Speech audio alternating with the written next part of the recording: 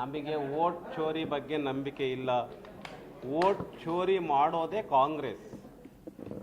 ಅದಕ್ಕೋಸ್ಕರನೇ ಬಾಂಗ್ಲಾದೇಶದಿಂದ ಬಿಹಾರಕ್ಕೆ ಬರಲಿ, ಬಾಂಗ್ಲಾದೇಶದಿಂದ ಅಸ್ಸಾಮಿಗೆ ಬರಲಿ, ಬಾಂಗ್ಲಾದೇಶದಿಂದ ವೆಸ್ಟ್ ಬೆಂಗಾಲಿಗೆ ಬರಲಿ ಅಂಥೇಳಿ ಅವರು ಅಕ್ರಮ ಮತದಾರರನ್ನು ವೋಟರ್ಸ್ ಲಿಸ್ಟಲ್ಲಿ ಸೇರಿಸಿ ಆ ಮೂಲಕ ತಮ್ಮ ಮತ ಬ್ಯಾಂಕನ್ನು ಹೆಚ್ಚಿಸ್ಕೊಳ್ತಕ್ಕಂಥ ಕೆಲಸವನ್ನು ಮಾಡ್ತಾ ಇರ್ತಕ್ಕಂಥ ವೃತ್ತಿ ಪರಿಣಿತರು ಯಾರಪ್ಪ ಅಂತ ಹೇಳಿದ್ರೆ ಕಾಂಗ್ರೆಸ್ ಪಾರ್ಟಿ.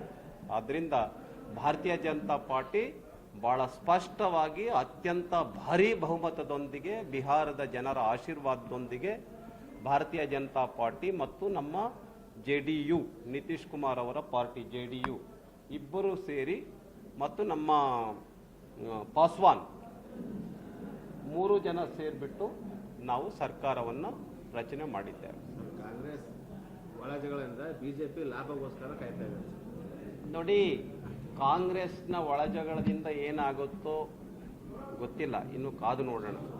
ನಾವು ಕರ್ನಾಟಕ ರಾಜ್ಯದಲ್ಲಿ ಈ ಸರ್ಕಾರ ಆದಷ್ಟು ಬೇಗ ಹೋಗಬೇಕು ಅಂತೇಳಿ ಜನರ ಆಶಯ ಆಗಿದೆ. ರಸ್ತೆಗಳು ಸರಿ ಇಲ್ಲ, ಬೆಂಗಳೂರಿನ ಪೂರ್ತಿ ಜನ ಸಾಯ್ತಾ ಇದ್ದಾರೆ, ಗುಂಡಿಗಳು ಬಿದ್ದು ರಸ್ತೆಗಳು. ಆಮೇಲೆ ಇಡೀ ರಾಜ್ಯಾದ್ಯಂತ ರೈತರು ಹೋರಾಟ ಮಾಡ್ತಾ ಇದ್ದಾರೆ. ರೈತರ ಬೆಳೆಗಳಿಗೆ ಖರೀದಿ ಕೇಂದ್ರಗಳನ್ನು ಓಪನ್ ಮಾಡಿಲ್ಲ.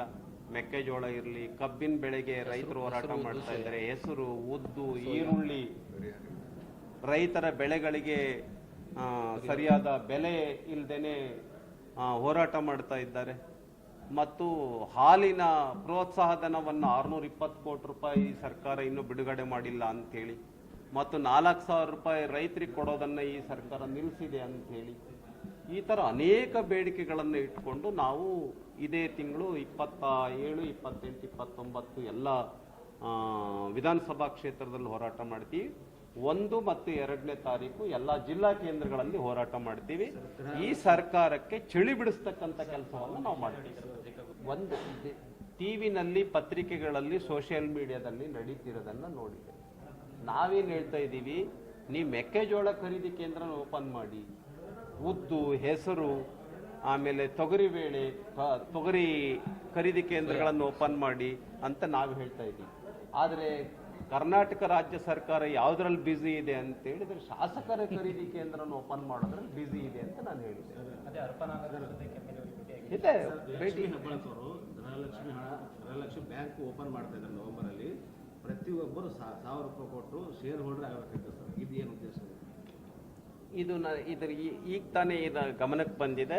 ಇದನ್ನೊಂದ್ಸರಿ ನಾವು ಚೆಕ್ ಮಾಡಿಕೊಂಡು ಈ ವಿಷಯಕ್ಕೆ ಸಂಬಂಧಪಟ್ಟಂತೆ ಅದು ಸರಿನೇ ಇದ್ದಿದ್ದೆ ಆದರೆ ನಾವು ಒಂದು ದೊಡ್ಡ ಹೋರಾಟವನ್ನು ಮಾಡ್ತೇವೆ.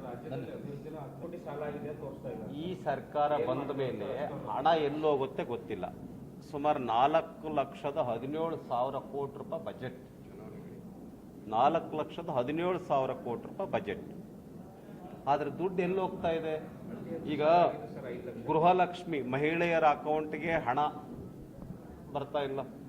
ಆಮೇಲೆ ಯುವ ನಿಧಿ ಪ್ರತಿ ತಿಂಗಳು ಹಾಕ್ತಾ 3 ತಿಂಗಳು ಒಂದ್ಸರಿ ಆಗ್ತಾ ಇದ್ದಾರೆ. ನೋಡೋಣ ಅದು ಯಾವಾಗ ಹಾಕ್ತಾರೆ ಅಂತ ಹೇಳಿ. ಒಟ್ಟಾರೆಯಾಗಿ ಈ ಸರ್ಕಾರದ ಹತ್ರ ಒಂದು ರೀತಿ ಖಜಾನೆ ಖಾಲಿಯಾಗಿದೆ. ಅದಕ್ಕೆ ಸಾಲ ಮಾಡಿದೆ. 5 ಲಕ್ಷ ಕೋಟಿ ರೂಪಾಯಿ ಸಾಲ ಮಾಡಿರೋದು ಈ ಸರ್ಕಾರ ಬಂದ ಮೇಲೆ.